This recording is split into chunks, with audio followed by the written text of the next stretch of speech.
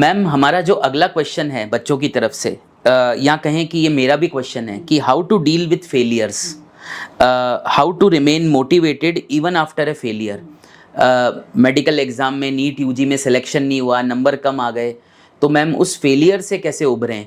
या बच्चे ने एक टेस्ट सीरीज़ ज्वाइन कर रखी है, कंसिस्टेंटली नंबर कम आ रहे हैं, नंबर कम आने की वजह से मैम उसका जो इंटरेस्ट है वो और लूज़ होता जा रहा है, फिर वो इतना ज़्यादा डीमोटिवेटेड हो जाता है कि फिर वो तैयारी करना ही छोड़ देता है। तो मैम ये जो फेलियर है टेस्ट में, जो बार बार वो फेलियर देख रहा है, तो मैम इन फेलियर से कैसे उभरें और अपने आप को मोटिवेटेड कैसे रखें?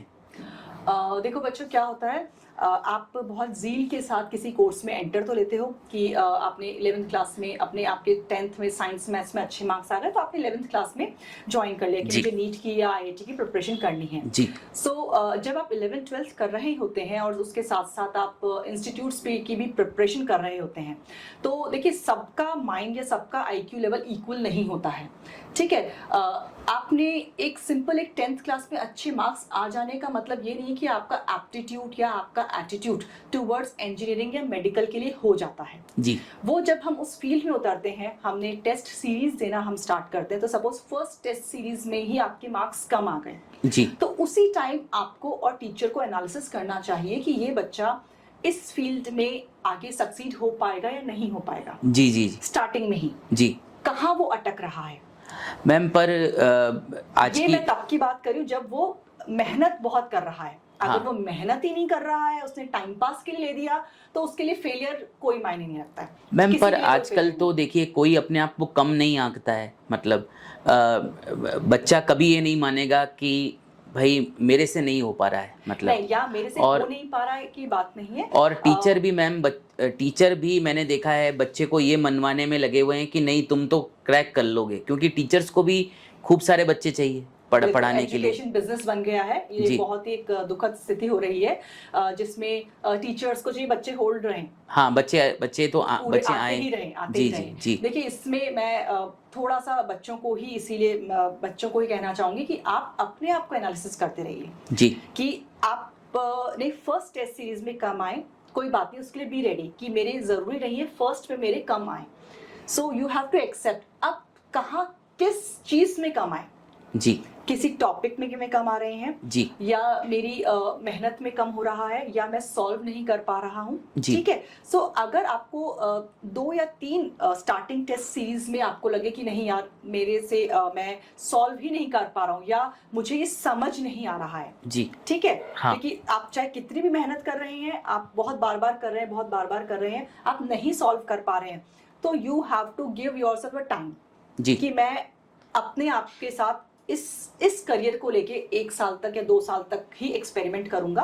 हाँ। इसमें चाहे मेरे साथ कुछ भी, आई विल एक्सेप्ट। जी जी ठीक है, तो जी। यहाँ हमने अपने आप को सक्सेस और फेलियर दोनों के लिए प्रिपेयर कर रखा है। जी जी जी और this is not the only, हो सकता है मैं देखिए एजुकेशन जो आपने आज जो पढ़ाई की है, बच्चों को क्या लगता है ये मेरे 2 साल वेस्ट हो गए। जी जी पढ़ाई कभी वेस्ट नहीं जाती है बच्चों।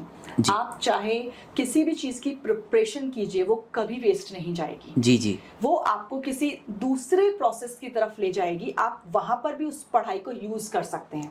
पर मैम इसका ये भी तो एंगल हो सकता है कि शायद उस टेस्ट के लिए सही तरीके से तैयारी नहीं की गई हो। बिल्कुल, मतलब यही एनालिसिस की मैं बात कर रही हूँ हाँ। कि वहां आप एनालिसिस कीजिए कि आपको खुद समझ में नहीं आ पा रहा, आप प्रॉपर उस टॉपिक के लिए आप ध्यान नहीं दे पा रहे, कहीं आप डाइवर्टेड तो नहीं, आप डिस्ट्रैक्टेड तो नहीं है। जी जी अब आप दिन भर सोशल मीडिया में लगे रहेंगे, आप चैटिंग में लगे रहेंगे, आप इससे उससे बात करने में लगे रहेंगे, तो फिर आपके लिए फेलियर भी मान के चलिए खड़ी है सामने। जी जी जी कि अगर आप पूरे कंसंट्रेशन के साथ पढ़ रहे हैं और इंटरेस्ट के साथ पढ़ रहे हैं और अगर फिर भी नंबर कम आ रहे हैं, तो मैम का ये कहना है कि आप इस प्रोसेस को 1-2 साल तक जारी रखिए, करते रहिए, ठीक है, विदाउट बीइंग इन टेंशन कि भाई क्या होगा क्या नहीं होगा, रिजल्ट की परवाह किए बिना आप करते रहिए कंसिस्टेंटली। इम्प्रूव, हाँ, कंसिस्टेंटी जरूरी है, इंपॉर्टेंट है। इम्प्रूव के साथ जी। वो इम्प्रूव आप कैसे लेकर आएंगे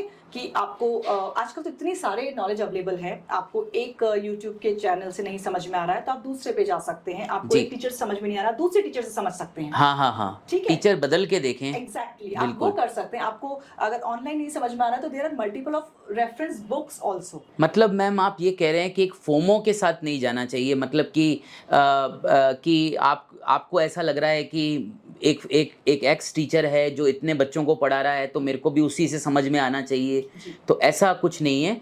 आप अपना टीचर भी चेंज कर सकते हैं। जी। अगर आपके रिपीटेडली टेस्ट में कम नंबर आ रहे हैं, क्वेश्चन आप सॉल्व नहीं कर पा रहे, तो आप टीचर चेंज करके देखिए, जो मैम बता रही हैं।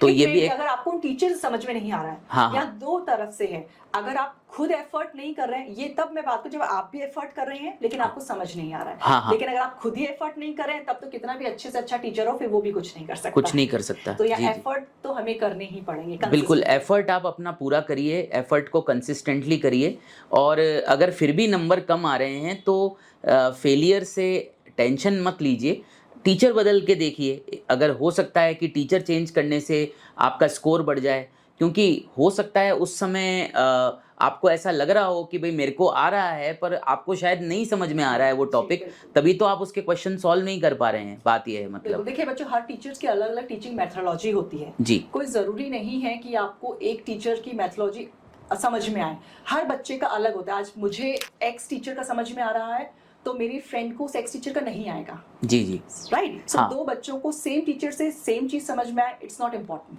हाँ, हो सकता है आपको किसी वाई टीचर का समझ में आ जाए। जी जी जी, बिल्कुल बिल्कुल। तो मैम अगर मैम ये फेलियर हो ही रहा है बार बार, ठीक है ना, अब हम साल के बीच में हैं, अक्टूबर नवंबर में एंटर कर चुके हैं, अब हम पीछे भी नहीं जा सकते, साल ऑलरेडी ख़राब हो चुका है आधा, अब हम कुछ और भी ज्वाइन नहीं कर सकते, तो फेलियर से खुद को कैसे उभारें मतलब? देखिए, अगर आपके कंसिस्टेंटली मिड तक आपके मार्क्स कम आते जा रहे हैं, हाँ, तो आप थोड़ा सा अपनी स्ट्रैटेजी पर फोकस कीजिए। जी। अगेन मैंने जो स्टार्टिंग में कहा था कि आप 100% कोर्स कवर न करने की जगह 60 to 70% कोर्स पर फोकस कीजिए। जी जी, हाँ हाँ, बिल्कुल। ठीक है। अब अगेन मैं वही कह रही हूँ कि अगर आप एक सिंपल, आपको पास ही होना है तो क्या सिंपल पास होके आप एक क्वालिटी के डॉक्टर बन पाएंगे? जी जी जी। तो अगर मान लो फिजिक्स समझ में नहीं आ रही है आपको, तो आप बायो पे ज़्यादा ध्यान दे सकते हैं, केमिस्ट्री पे दे सकते हैं। भाई 4 में से जैसे फिजिक्स, केमिस्ट्री, जूलॉजी, बॉटनी, 4 में से कोई 3 सब्जेक्ट आप अपने अच्छे कर लीजिए, तो मुझे ऐसा लगता है कि आप स्कोर कर ही जाएंगे, ठीक है ना। और जैसे हमारे मेडिकल में हम मानते हैं कि 500 एक लकी नंबर है, कि 720 में से अगर आप 500 तक पहुंच रहे हैं तो आगे अपने आप ही वो आपको मोटिवेट करता है कि शायद 500 नंबर पे आने के बाद आपको और अंदर से मोटिवेशन आएगा कि नहीं मुझे और अच्छा करना है, क्योंकि मैम एक बार अच्छा स्कोर आने लग जाता है तो वो मोटिवेशन अपने आप ही आने लग जाता है। इम्पॉर्टेंट क्वेश्चन है कि सोशल मीडिया एडिक्शन को कैसे कम किया जाए। मैम बच्चे कहते हैं मैं दिन भर इंस्टाग्राम पे लगा रहता हूँ, फेसबुक पे लगा रहता हूँ, या यूट्यूब पे वीडियोस देखता रहता हूँ, तो ये जो सोशल मीडिया के लिए एडिक्ट हो गए हैं बच्चे या बड़े भी, तो ये एडिक्शन कैसे कम किया जा सकता है?